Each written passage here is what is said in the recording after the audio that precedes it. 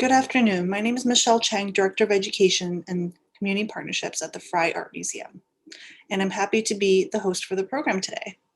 I would like to begin by acknowledging the land on which we gather is the traditional territories of the Coast Salish peoples, specifically the Duwamish and Suquamish tribes, who have since time immemorial stewarded the lands and waters of this place we now call Seattle.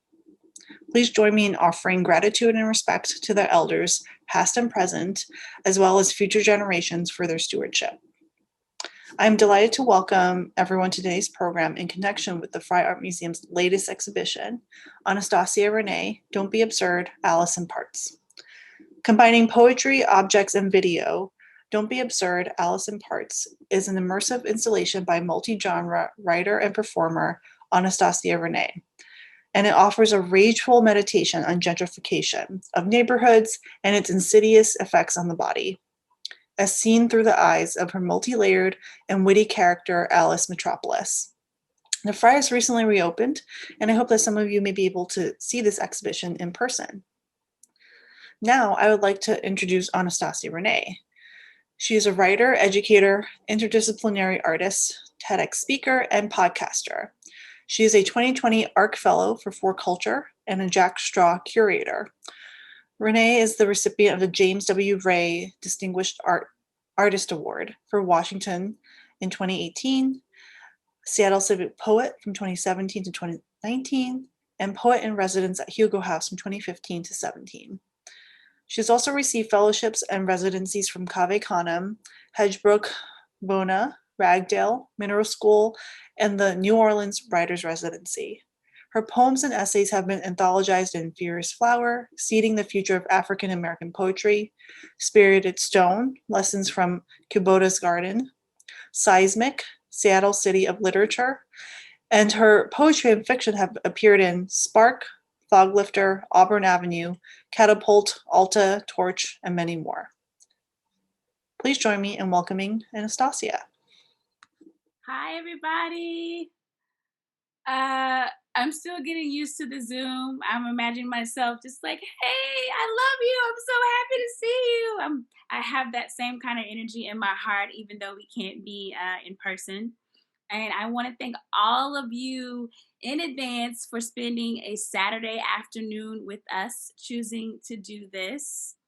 Thank you to the Frye for supporting my work and my vision. And I'm so happy to invite you to the first installation or first iteration of Lorde Knows. And these are poets I love as poets, and these are poets I love as people.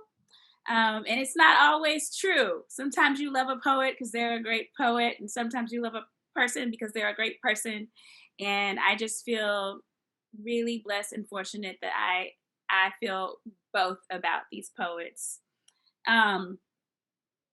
This work is really personal, even to talk about work through the eyes of Alice. Alice is actually not a social butterfly. She's way withdrawn and inside herself. So to have you, the audience, and the poets walk through Alice's house, so to speak, and really get an inside view of her mind was really vulnerable for both Alice and I. So we, on behalf of Alice, we are grateful that these poets have chosen to do that.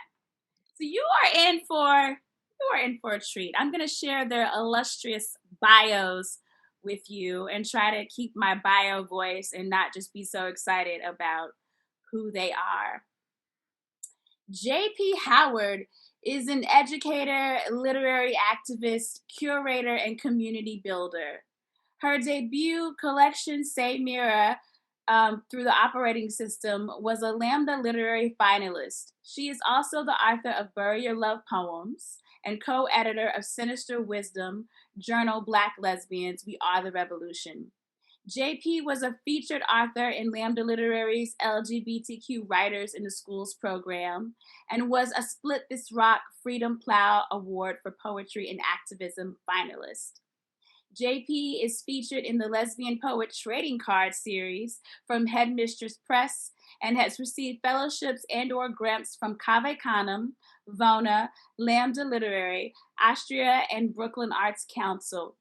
She curates Women Writers in Bloom Poetry Salon, a New York-based forum offering writers a monthly venue to collaborate. Her poetry and essays have appeared in the Slow Down podcast, the Academy of American Poets Poem a Day series, Anomaly, Apogee Journal, The Feminist Wire, Split This Rock, Muzzle Magazine, and the Best American Poetry blog. Her poetry is widely anthologized, and JP is one of 3 current general poetry editors for Women's Studies Quarterly and editor-at-large of Mom Egg Review. Bettina Judd. Dr. Judd is an interdisciplinary writer, artist, and performer whose research focus is on Black women's creative production and our use of visual art, literature, and music to develop feminist thought through effective registers. She is currently Assistant Professor of Gender, Women, and Sexuality Studies at the University of Washington. Her poems and essays have appeared in Feminist Studies, Torch, The Offing, Meridians, and other journals and anthologies. Her collection of poems titled Patient, which tackles the history of medical experimentation on display of Black women, won the Black Lawrence Press Hudson Book Prize in 2013. Derrick Weston Brown holds an MFA from the American University. He is the founding poet in residence of Busboys and Poets and a graduate of the Cave Canem and Vona workshops. His work has been published in Color Lines and Tidal Bassin Review. His first collection of poems, Wisdom Teeth, was released in 2011 by PM Press. His second collection, On All Fronts, was published by Upper Rubber Boot Press in March 2019. He resides in Mount Rainier, Maryland. I.S. Jones is a queer American Nigerian poet and music journalist. She is a graduate fellow with the Watering Hole and holds fellowships from Callaloo, BOAAT Writers Retreat, and Brooklyn Poets. IS hosts a month-long online workshop every April called The Singing Bullet. IS co-edited the Young African Poets anthology, The Fire That Is Dreamed Of, and served as the inaugural nonfiction guest editor of Lowe. She is a book editor with Indolent Books, editor at 20.35 Africa, an anthology of contemporary poetry, freelances for Complex, Earmilk, NBC News, Think, and elsewhere. Her works have appeared or are forthcoming in Guernica, Washington Square Review, Hayden's Ferry Review, Hobart Pulp, The Rumpus, The Offing, Shade Literary Arts, Blood Orange Review, Honey Literary, and elsewhere.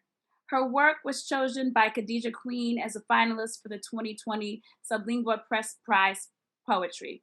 She is an MFA candidate in poetry at University of Wisconsin-Madison, where she was the inaugural 2019-2020 Kemper K. Knapp University Fellowship recipient. Her forthcoming chapbook, Spells of My Name, was selected by Newfound for Emerging Poets series. Give it up for all these amazing poets that you have in your midst right here. I'm so excited. I'm excited for all of us.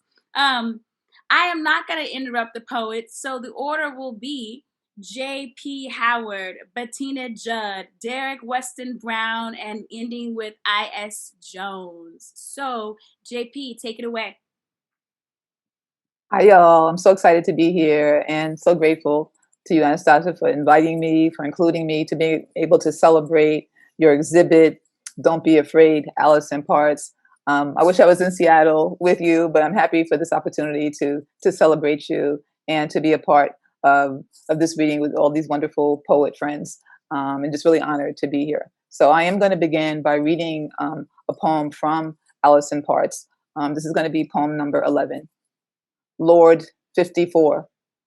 As it was on this day of our Lord and Savior, Audrey, I set out to make a list of 10 commandments from her mouth a big dipper against a budding nebula, a herd of galaxies, an unfathomable string of light years bright like a breast in an infant's blackness. And I begged her for the wisdom, and I begged her for just a small moment free from gravity.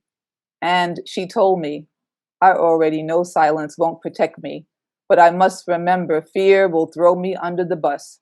And love, all kinds, not returned, only prepares me for space.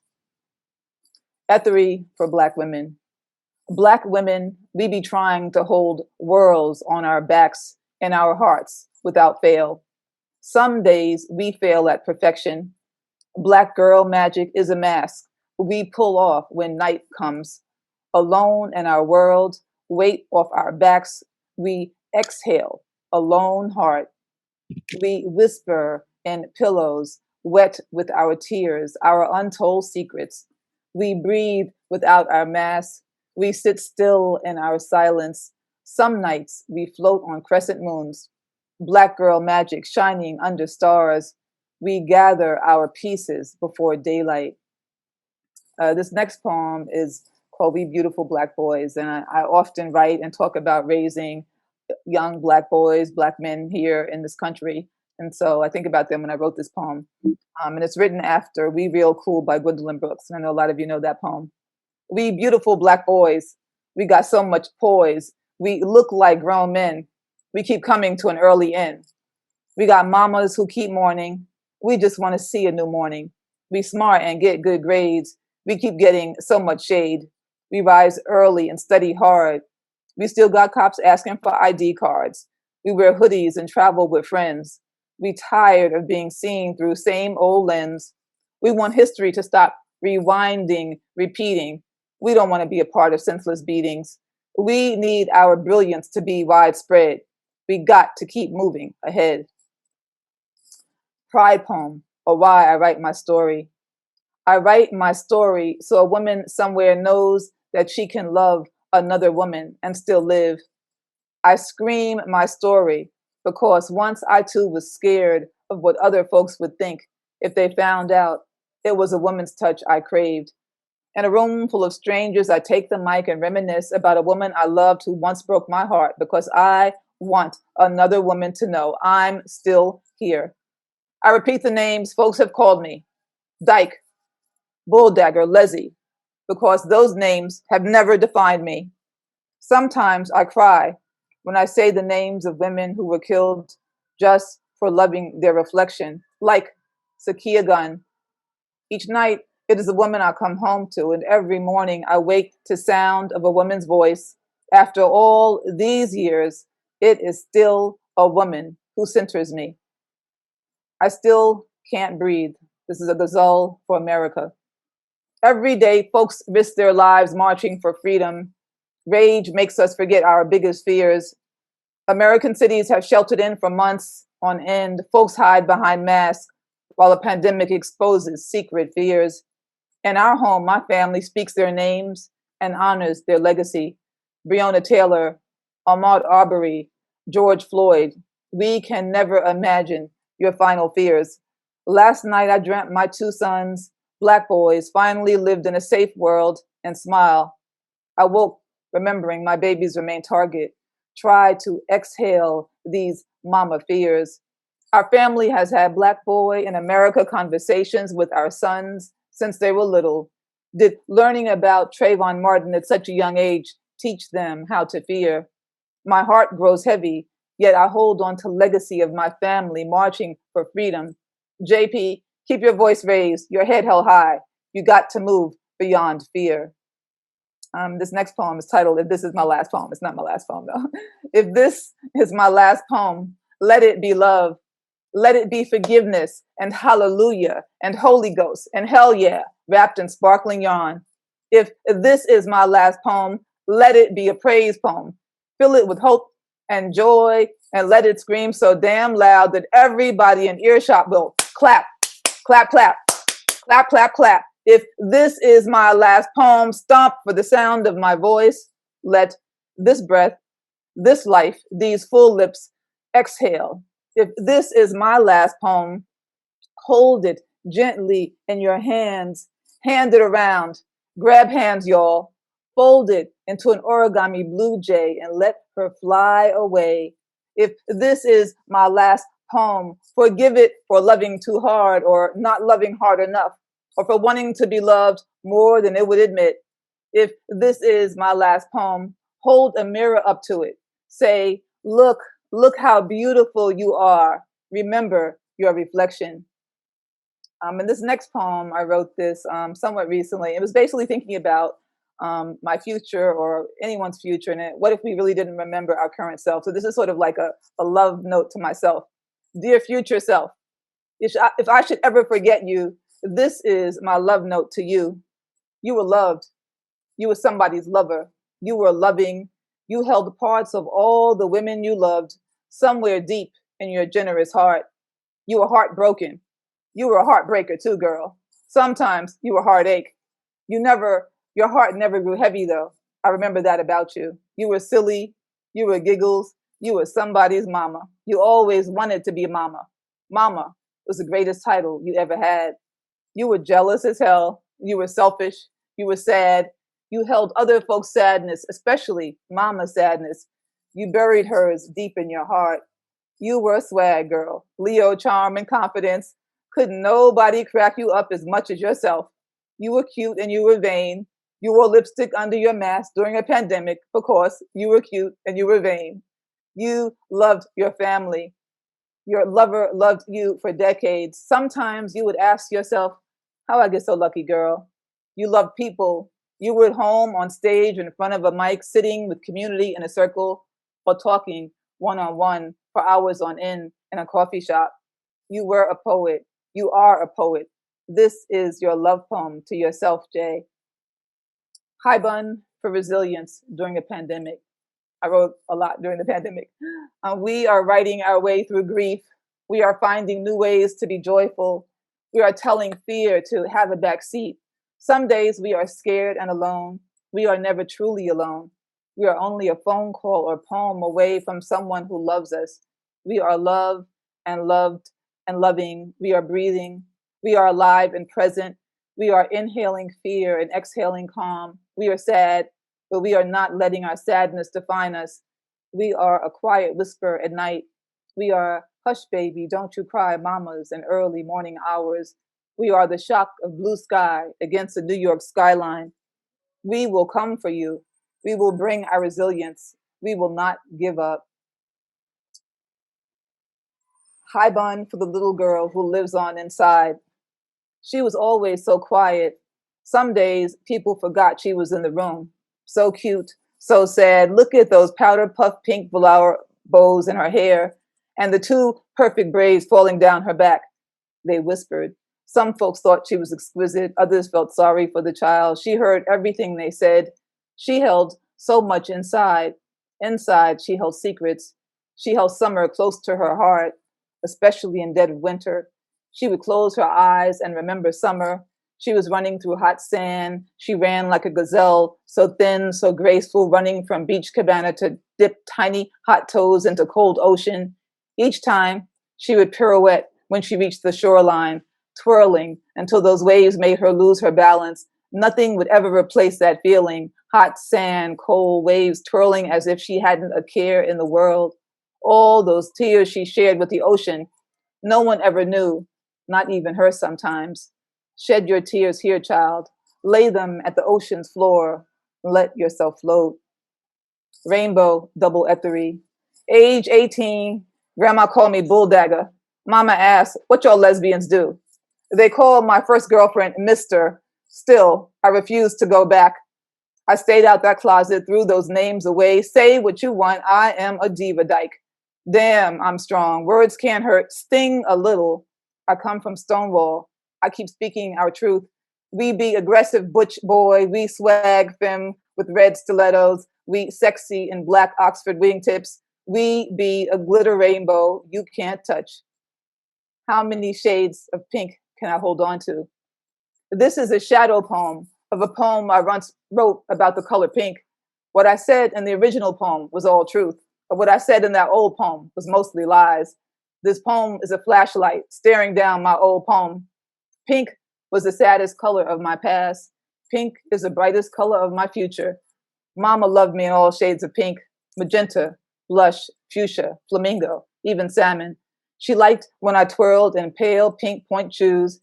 Plie, pirouette, Juliet, Mama said, and I would spin like a ballerina wind-up doll. Mama mostly loved dolls. She collected vintage miniature baby dolls with matching layette sets, usually in pink, soft pale pink, pink so pale it was really white. Some days Mama thought I was her doll. She tied each of my two perfectly braided long plaits in pastel pink polka dot bow tie hair bows. I remember now, those were my favorite. And this is my last poem I'm going to read now. And this one poem I always like to offer really as an offering to anyone who's going through a difficult time, or if you have somebody in your life who's going through a difficult time, I offer this poem up. What to say to a friend who wants to give up? Say I love you, even when you can't love yourself. Say please, please, not today. Say too much life unlived. Say mirror. Say beautiful. Say this arm. Say take this arm. Say grab. Say hold. Say let tears fall. Say tears heal. Say forgive your mama. Say she did the best she could. Say tomorrow. Say sleep. Say split seconds. Split the seconds. Say let the seconds turn into days. Say today. Say tomorrow. Say sun. Say warm. Say skin. Say warm skin. Say sunlight. Say new day. Say breathe. Say inhale. Say exhale. Say not today, baby girl. Say so much life to live. Say love. Say I love you. Say hold on to love. Thank you. And thank you so much, Anastasia, for letting me be a part of this event.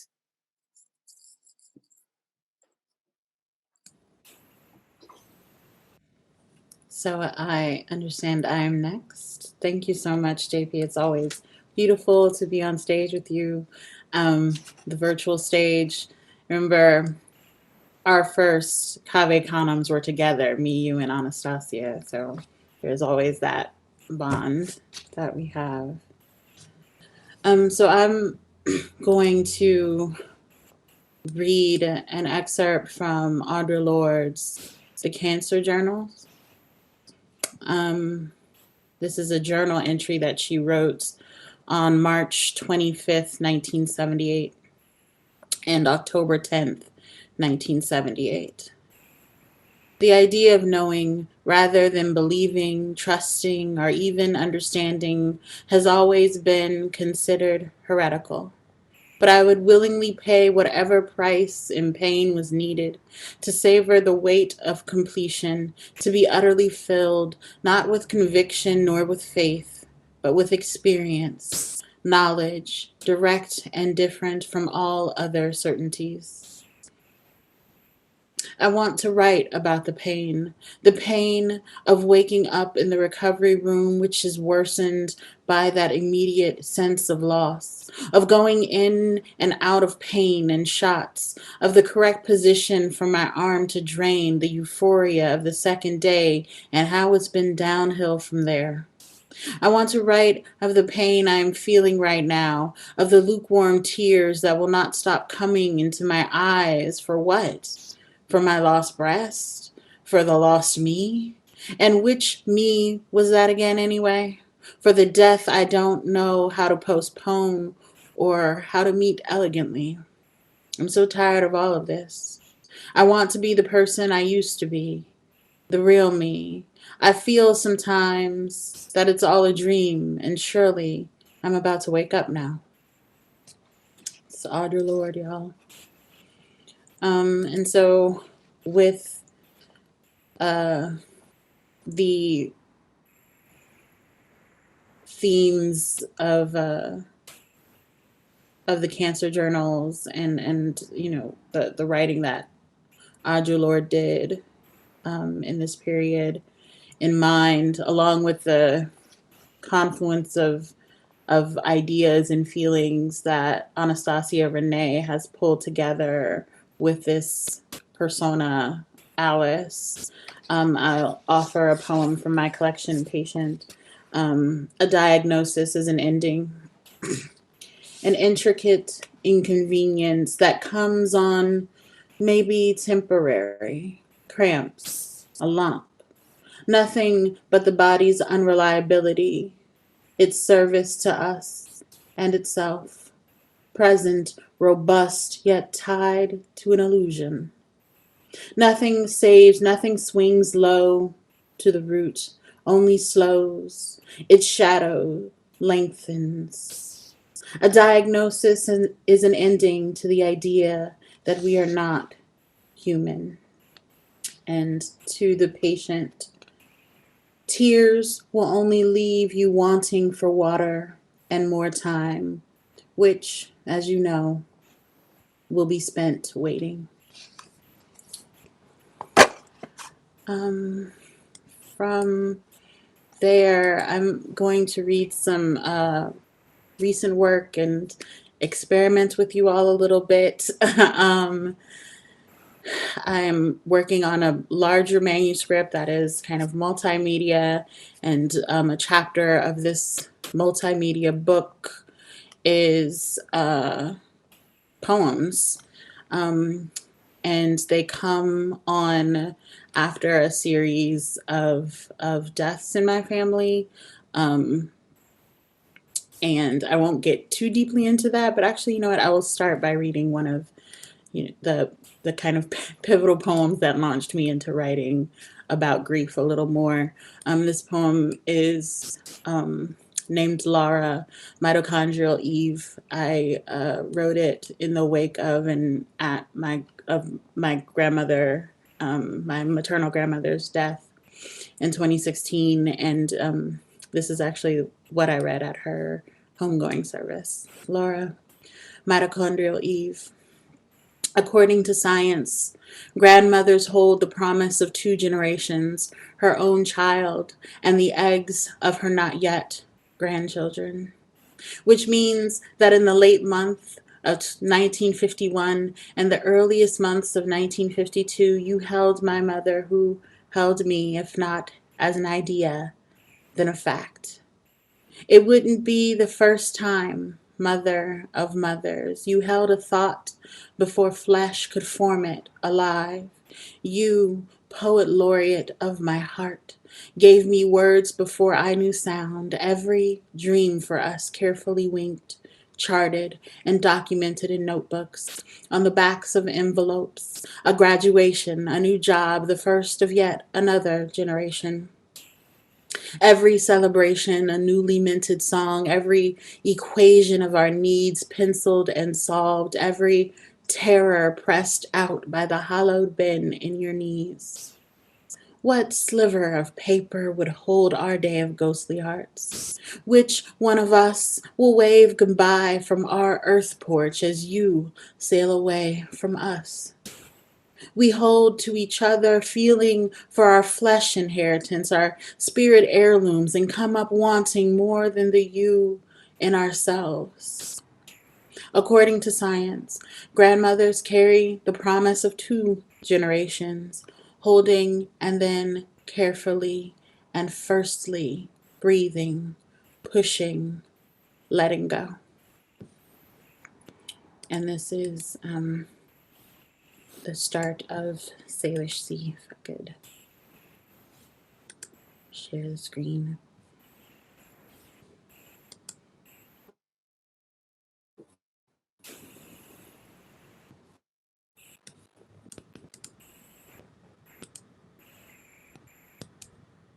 A note on pronouns. I, we, us, me, our, is Bettina Judd. Poet among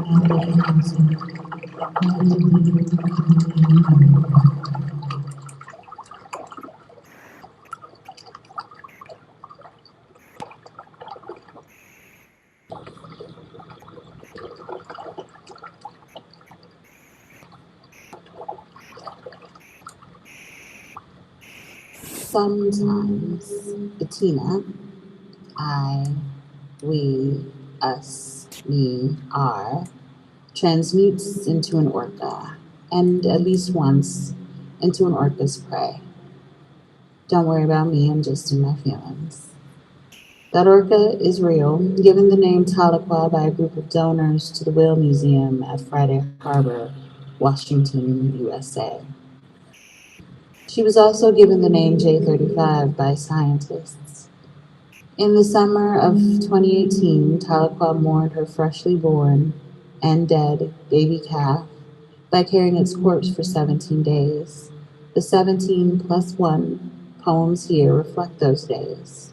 They meditate and mourn when I could not properly bring my primate self to it. Sometimes I look at Tahlequah to honor her grief, and sometimes in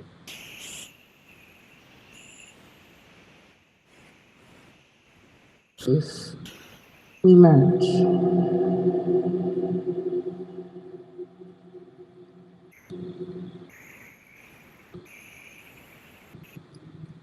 You is mutable and contextual. They, she, he is the ultimate other, the dead, the divine, and the not yet living.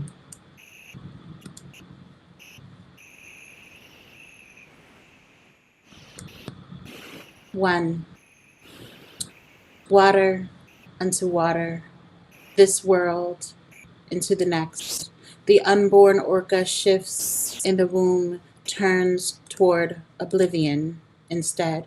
She slides down to blue and bluer, down to warmer darkness. Gravity is so neutral, amoral. See her descend away from examinate placenta, away from umbilical cord, slack, then taut, and let go. No, I dive for mine, lift my prize to angels of thicker air, limp, but God, mine, oh, this body unfit, oh, this sea sick with grief. 2. Oh, the sea sick with grief, Salish or Chesapeake, whatever we may call salt water made brown with the blood of many massacres, former extinctions. Here in the in-between of disembarked ships and shore, we have been the market and the exchanged, have nothing to see for it but ourselves. Hands open and pleading, we call your names, Yamaya, Kakwalawut, mother and maiden, what might be seen before our excision, before we are made martyr and relic, what can be seen when our possibility has given itself to weightless depths. We carry you anyway, child. We carry. 3. A group of female orcas gather around J35, aka Tahlequah, for 2 hours at sunset. We carry you anyway, child. We carry our babe found in the sea. We open, sister, we open the grave of moonlight's reflection. It too shall be gone in the morning. But here you will be, and we always with you. We with you, and you a gift to the disappearing moon, a gift to the disappearing we. Carry anyway, child. Carry, and we always with you, and we always with you. 4. And we always with you, Lara. Your daughters and nieces, your granddaughters, your girls are holding your hands, and you are not here after the whirring of machines, after the pastor, the doctors, after the men leave the room. We bend over in that same void where spirit hovers to tell you that we listened. We love you. We shape your gate, our gate to yours. And you could shed this flesh if you need to. Thank you. Thank you. Je t'aime, adieu. Be sure to hear this as you go. How we are emptied and made full with gratitude. Through gnashing teeth and salted lips, every well wish true and spiteful. 5. Every well wish true and spiteful platitudes. The world watches, mourns with you, and your species endangered. Girl, people lie all the time, especially when the fault is our own. These ain't nothing but unanswered calls, piteous claims to reform regret, to make of humans a failed savior. Again, Taliqua, your name rolls off my tongue familiar. Round vowels and eloquent consonants hewn by a tongue not your own. Tahlequah, a mourning mother, a black whale not made to leap in a cage for human delight, but diving to hold yours up to the light.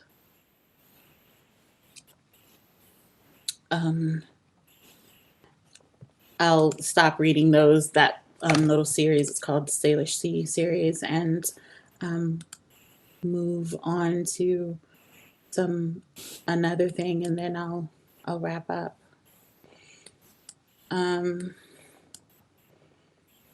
This is a new thing, so we'll see how it goes. New Black 1. You can abstract anything if your psyche needs it. Anything can be turned into a past to forget, embittering thoughts that need exercising. Then you hear the voice of your relative who had been enslaved, and the new black starts to act real old, starts to gnaw at that happy that you wrote about, Pharrell. And ain't it a thing to think? Black art in the hands of the woman or the man that beat your ancestor to death, them jumping and gyrating in the square frame of an Instagram video because so many found a way to you. I think about this too. And I ain't even famous. It's as if you're paying for the reparations you start talking about in the interview.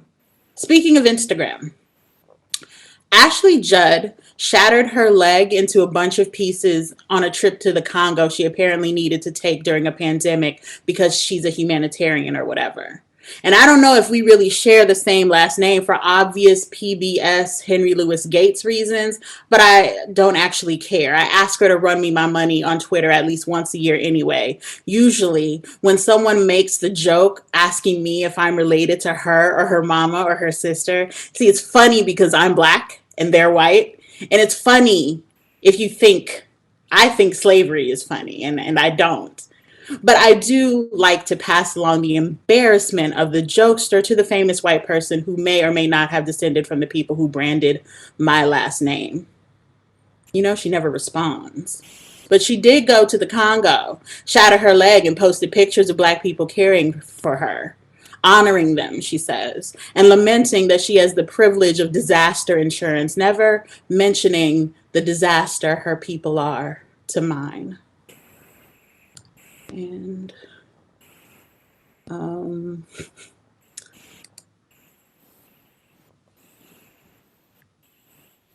another poem in the series that the poem about my grandmother is in, Mitochondrial Eve.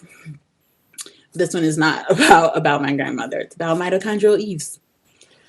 And it's really special to me reading it here in this space because it involves a conversation I actually had with Anastacia-Renée, the artist. So I'm Mitochondrial Eve 2/1/2020.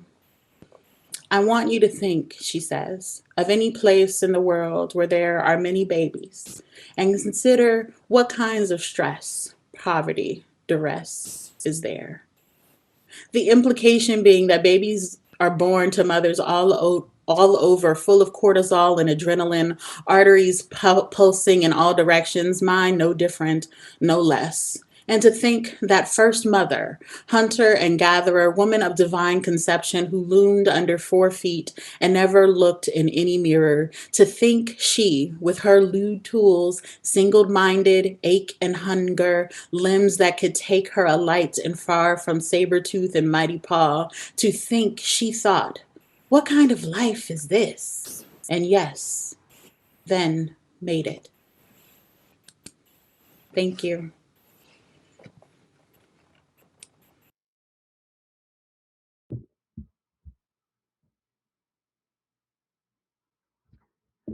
All right. Oh man, thank you, Bettina. Thank you. Whew. had to get myself together, definitely, after Bettina's poems. I just want to say thank you, Anastacia, for the invite, and as always, for the invite, um, for so many things. Thanks for always like reaching out and saying, "Hey, Derrick, come on." I always appreciate that, and our shared birthdays, of course. Um, Also, just thank you to the Frye Museum, and wow, checking out the Don't Be Absurd Allison Parts exhibit. So many moving parts is so great. There's so many things that I'm learning and trying to work my way through. And so these poems follow, I guess, a few of the themes. When we talk about identity and definitely gentrification, living in the DMV, you see all of that every day, in all major cities, and especially chocolate cities as well. So um, here's some poems. This first poem is actually for an artist that I never met, but was commissioned to write poems for. I was sent some pictures as part of a series called Context, and I wrote these poems for her late, no, like mid last year, and she actually passed January 5th. So these poems take on a new meaning because we only met virtually. And so this is for Simone Bresciando, and this is called FaceTime with the Moon for photo number 1. Full color natural light headshot. You'll miss it. Most do when the lights dim, when the last chair is placed carefully on the waiting tabletop, and the pale pink neon open sign winks for the last time of the day. The streets sigh, houses settle, the sun burrows down to singe the horizon's edges, and doors lock. Laughter fades into quiet murmurs behind walls that sound of promises, reprieves, commands, requests, prayers. You'll miss it. This very look that sits on my face in this hour of folding and surrender as I pause on the edge of my bed, preparing to unadorn and open at the close of this day. With bared shoulders, my neck relinquishing this visible gold, I lower my shields in the halting light of the moon, leaning full and rotund in my window, a questioning ivory calabash. The moon never misses it. This face I hold behind this mask full of bold vulnerabilities and blood. This face, my answer each time I meet this celestial body waiting on my sill, asking me, "Woman, how do you save a piece of yourself for yourself at the end of the day?" I don't say a word. I just let the gibbous light paint my face in contour and shadow and sigh.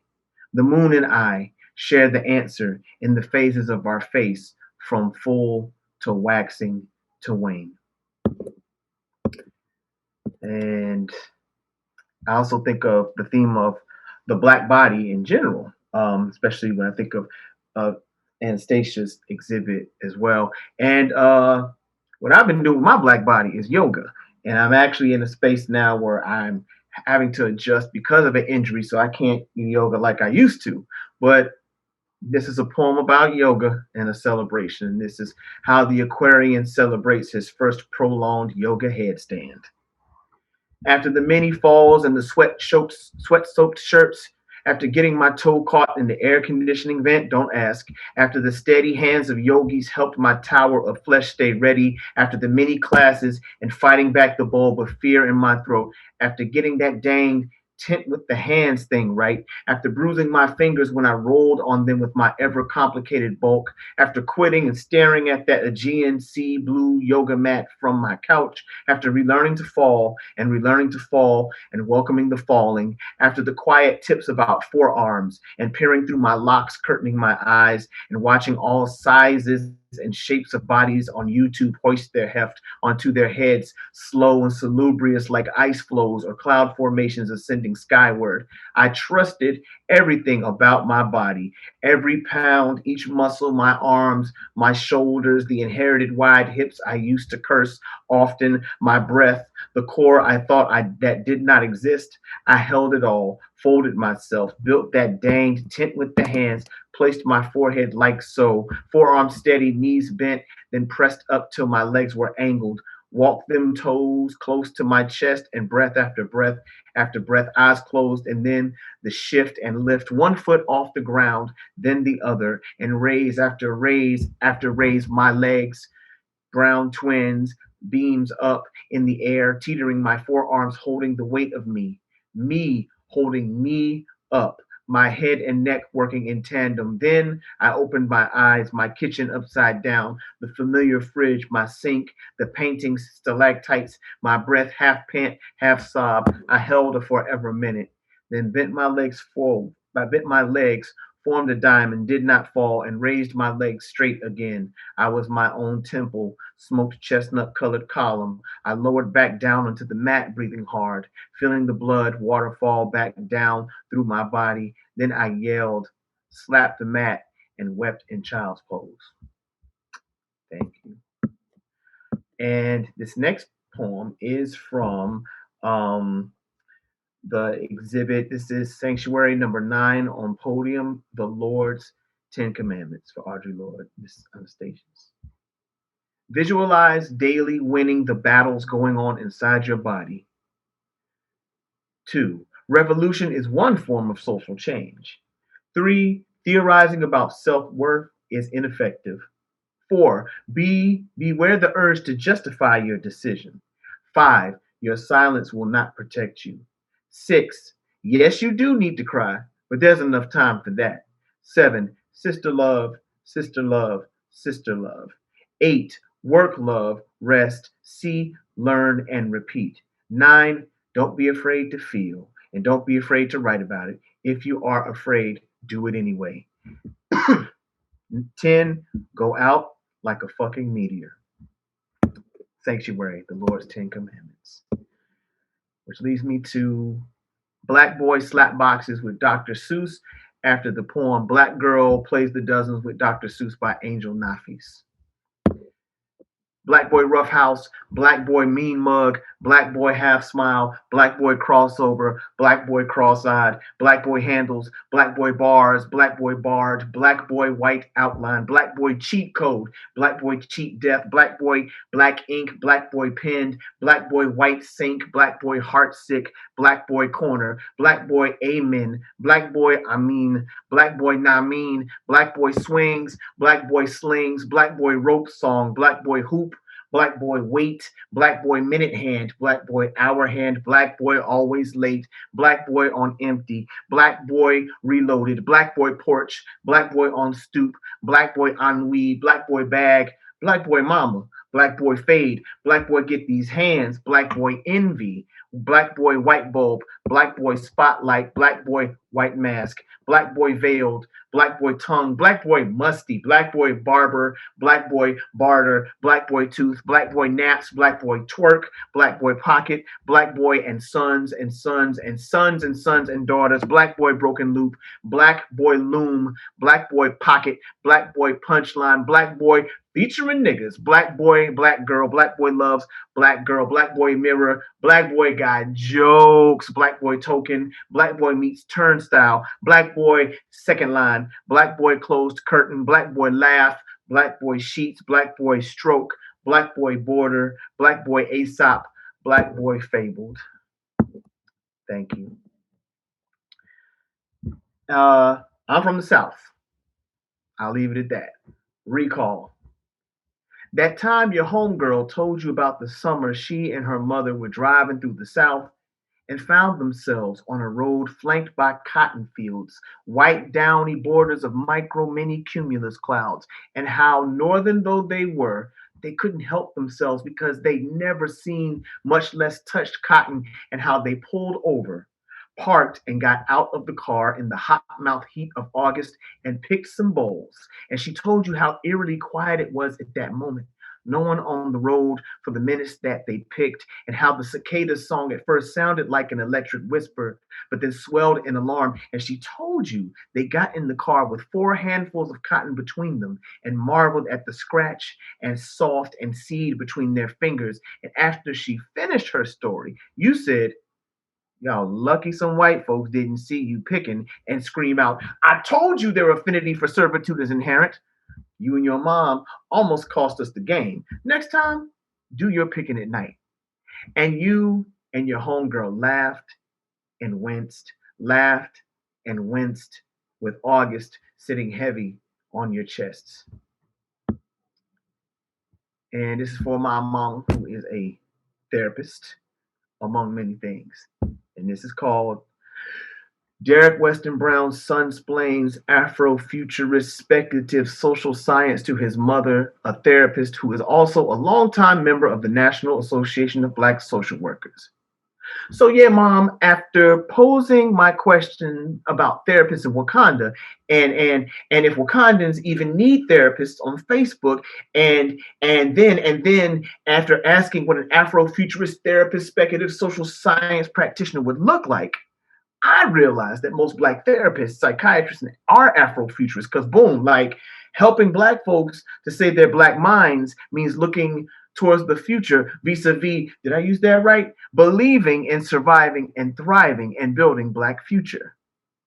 And my mom, in return, says, duh, boy, where you been?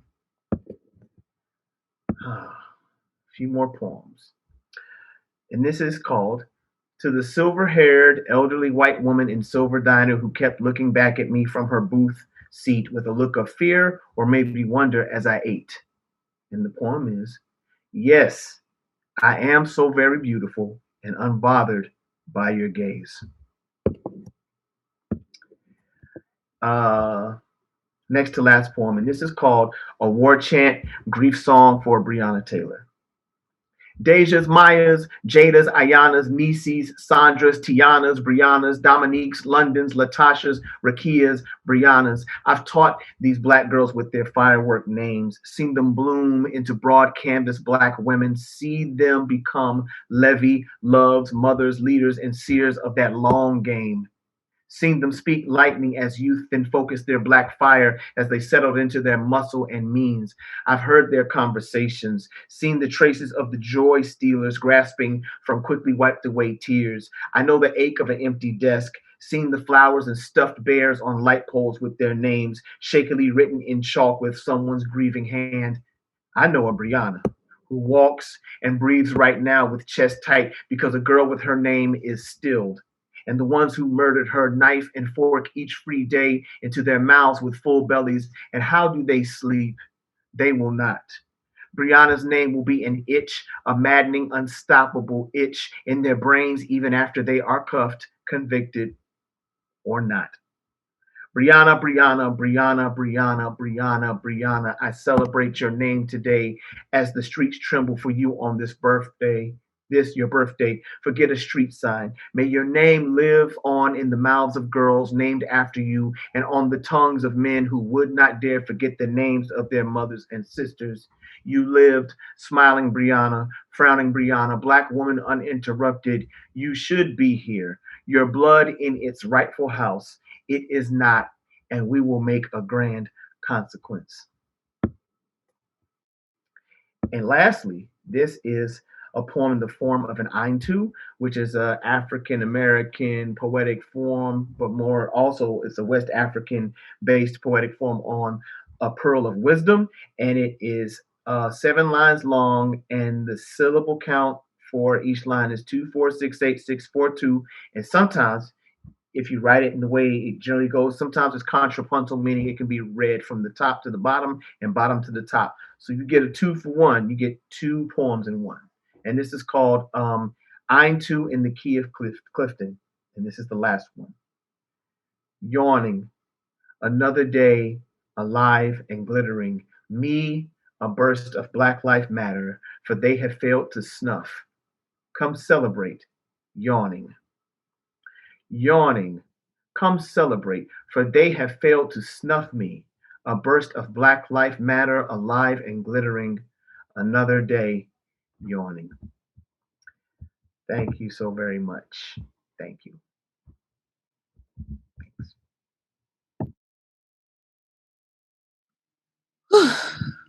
Wow, my spirit. Like, damn, y'all, this was so good. I'm so grateful. My heart and my spirit are so full. Thank you so much, Anastacia, for inviting me here and giving me the honor to celebrate you. Thank you so much to J.P. Howard, Derrick, my teacher, the brilliant, illustrious Bettina Judd. I also want to thank some of my friends and colleagues who are in the group chat right now, but especially my high school English teacher, Romaine Washington, who without her, I would not be here. I would not be writing poems. I would not have believed that my voice could carry me from this to that. Oh goodness. Yeah, let's get into it. I wanted to first read from Allison Parts the poem that's in Foyer 1. Alice leaves shards of herself all over the house in an effort to stay seen. Delicate hairpins, some brown, some black, some borrowed, some broken, some bent on the kitchen corner. This means stick to the plan, Alice. A campfire pile of shoes in semi-living room, some new, some old, some wet, some tall, some short. This means stay grounded, Alice. Earrings on the low table, all studs, some silver, some bronze, some gold. This means pay attention to the small things, Alice. Boxer briefs on the bathroom floor near the toilet. This means Alice's pussy is free today. Blood droplets on the floor. This means Alice is alive today. And I wanted to honor Anastacia by reading the poem that I wrote in our Kawhi Khanum workshop together. This is after Octavia Butler, after Audre Lorde, Abel's Nocturne. And the only thing I'll say is that some of these poems are from my manuscript, my working manuscript, which reimagines Cain and Abel as sisters. Abel's Nocturne. It comes to me when I struggle. Your hands learn a kind of mercy about my neck, how blood rushes to the center of departure. When I had to kill a lamb this way, Cain called it love work, the ritual of hands tightening against faith. Above the surface of flesh, I thrash against mommy's cool touch, returning again to that dark grasp. It comes to me when I struggle, not Cain, but something she did to me that only blood has language for. What will time do to this body that she hasn't already named? Let me present myself plain, old master. In the dream, I walk for miles in a dark forest. I wouldn't have known my own face if daylight handed it back to me. A soft hand snakes about my throat, and it is my sister's face I meet on the other side of betrayal. Some animals show mercy by devouring their lovers. Oh Lord, honeyed by fireflies. Blood drips from your chin, and I know it is my own. Making real the dream of my suffering, the sun dragged its headless body across the sky like a monument of war. Kitchen work. I used to believe it was a conjuring. 3 clicks, fire and its 7 tongues lapping from the stove top, bubbles rising from the metal floor to begin its rhythmic churning. Mommy says to cook you must bring together everything you love. Olive oil, onion, garlic, tomatoes, basil, sprig of thyme. The tongue can tell what is fresh from what is left petrified in the fridge. I grind fresh habaneros and the labor pickles my eyes red. Maybe I'm not a flower bearer, but I am a romantic. Once I opened my heart, and now I cut my garlic fresh. Outside this kitchen, my hands are an omen. Red blade, legacy of moral surrender. But here my hands are alchemical. Fish flank in the pan. I say I love you. I say I need you to survive with my hands, and no one goes hungry in my house. Mommy teaches me how to clean a fish. In the next opening, pull out the fish's red accordion, open its hull with a blade, unburden the fish of its organs like some macabre celebration. Red sky in the afternoon, red sky stirring in my pot. I make my stew slow. Each of us knows a recipe for poison. I know my sister is allergic to peanut oil. I consider the red accordion in her throat, her hands clawing as any animal would for air. I consider the alchemy of the oil churning through her blood, the invader moving like shadows, her blood revolting into the color of water. I put my dreams back in the cupboard. I cut my sister a bowl of red oranges, her mouth gleaming a warning in the light.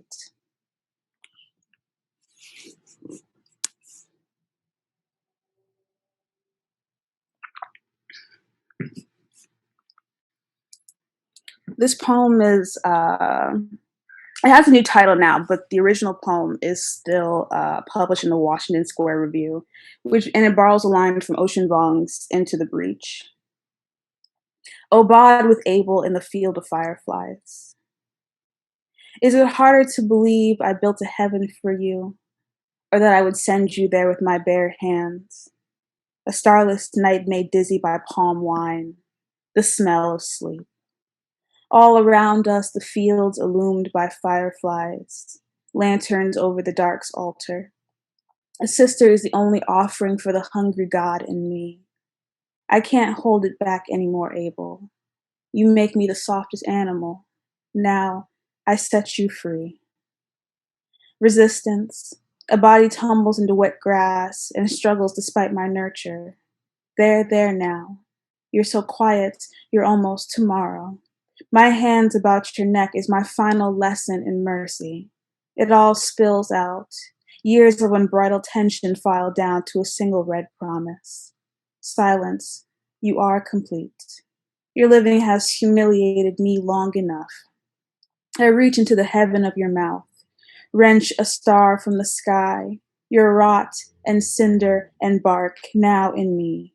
You are perfect here. Your broken neck in the crook of my own. How I'd wrap you in my shawl and sing while the fireflies converge. See, I made it all better now. I opened the soil for you. I know this wisdom, how to keep my possessions in their purest form, underground. I have a few more poems. I actually feel there's a really, really new poem that I wrote I think I actually want to read, which is also from this full length that I'm writing. We are soft between hours. There's a sweetness to these nights of surrender. It's true. The heart beats two rhythms, one for me, then you. I emerge from the shower, drip on mama's good floor, trail a gallon of water towards your door. Down the hall, you sleep in your skin. I stretch in mine. I tried before to rest, but my jaw aches from grinding teeth, so I kneel at your altar. I watch you touch yourself through a blade of light leaking into the hallway. Earlier, we went to the river if only to relieve the body of the sun's tirade. I didn't mean to see it first. You slip out of your blue bathing suit, step into the water. Blue promise memorizing the muscles of your back. I'm old enough to understand how too much longing can make any creature feral. My problem is that I fall in love with beauty. You are the grape going into my mouth, the lone tear river water tracing my breast. I've spent my small life as two bodies yearning to be one. I want to know how it felt the first time you discovered God's eye blooming between your legs. A flowering of dark red poppies in a field. What pleasure possesses you, sister, I want for myself. In this night, everything is about the moon, even her absence, even you. Eventually, someone wants something. That's the nature of power. O patient light, grant me passage. I want no beast but the night to hear me, your soft, indelible labor, fingers roving the field until you shudder into a gilded song. I long to kiss the hands of this submission. I dream we crash into each other, Cain Abel, Cain Abel, Cain Abel. That even when you catch me and close the door, I fever for the taste of you. I said I have a problem. I didn't say I wanted to be saved. And then, got two more. I never really talk about this. So this poem is featured on Split This Rock. And I never really talk about where this poem came from, but I feel like I should now. So I was living in Astoria, and Donald Trump was just elected president. And when I lived in Astoria, I never saw that many police officers. But the night, and the nights following after he became president elect, it was like every hour or maybe every half hour, I would see police officers circling the block. And police officers have terrorized me my entire life, but it felt most evident in that moment that the police were there less to protect and serve as they claim, but rather to intimidate and enact their power. And so this poem came out of that sort of anger I felt about always feeling intimidated in spaces where I should otherwise feel safe. Self-portrait of the Black girl becoming the beast everyone thought she was. The moon is my first emotion, then beast, then happy rage depending on a zealous appetite. I pull bobby pins from the kitchen of my scalp, tear out nails one by one, pluck out the lashes, yank docile teeth, fold the skin back by the mouth. I release my human flesh in night drops. Blue wolves circle the block in acute madness, dreaming in gun smoke and new names to pick their fangs clean. The moon sways blood and voices behind yellow eyes. Each of the names bow inside me. I grin. And the moon is an anxious pulse. I a hungry one. In overexposure, the moon can make anything feral. I only eat a macabre light, and the night is so sweet on my tongue. Fear makes the blue wolves multiply. The moon rummages through the light of my name like a vagrant beggar, tills the blood in my four-legged body. Born non-white and woman, call the thing what it is, hostile, uppity, neck rolls, hips without the logic, mean mugs, vengeful at the root. But you've only known my mercy, a snatched tongue, polite hands, crossed legs, a settled throat, plea and please, two hands on the same body, never my unhinged joy.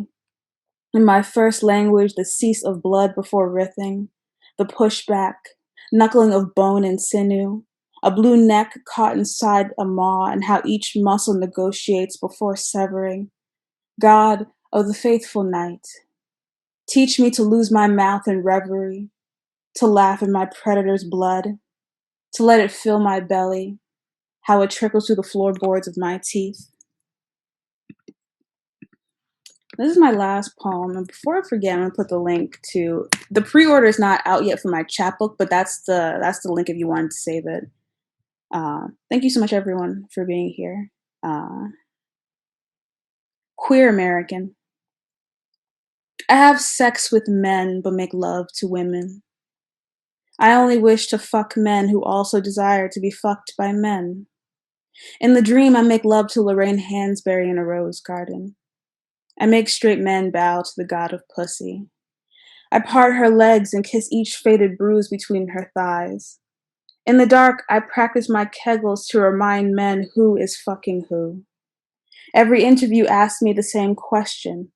What does it mean to be a queer American and Nigerian? Queer men take their internalized homophobia out on my naked body. I count tiles on the ceiling to keep from laughing. My mother says she understands switching to women because loving a man is hard. I haven't spoken to my father in months. I smoke, sometimes drink. My father stops doing both after the stroke. I have his eyes. I used to believe joy, like other sources of light, are scarce. He knows nothing about me. There were things we were too embarrassed to say.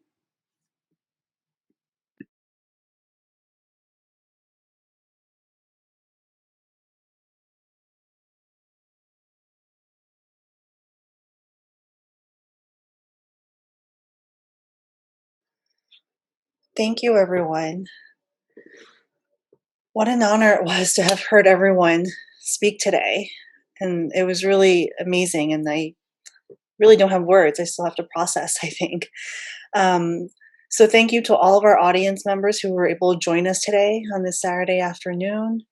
Thank you all for celebrating Anastasia's exhibition and for sharing your work. It was really a powerful way to bring back the exhibition and live it, even though we're living this weird virtual time.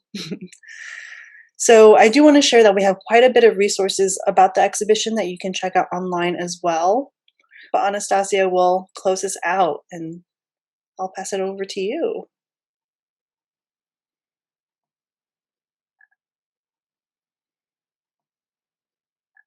I'm a little bit speechless. You would think after hearing these poets and knowing these poets that I would just be like, yeah, cool. But I'm still processing and taking in all the words. And you out there now, you know why these are some of my favorite poets. I just want to thank you so much for being here, and thank you for sharing your work. And thank you for being brilliant. And this reminds me that we are pressing on, we are resilient, we are moving, we are still here. I'm glad we're still here even when times are tough. This exhibit was hard. A lot has happened in the last 2.5 years, and so celebrating with you is just one of my favorite things. So thank you, audience, for coming out to be with us. Zoom is so weird. I never know when to officially say goodbye. I'm so horrible at this. So I suppose I will just officially say goodbye from the Frye and from all of us. And I'm sending you all my love. Bye, everybody.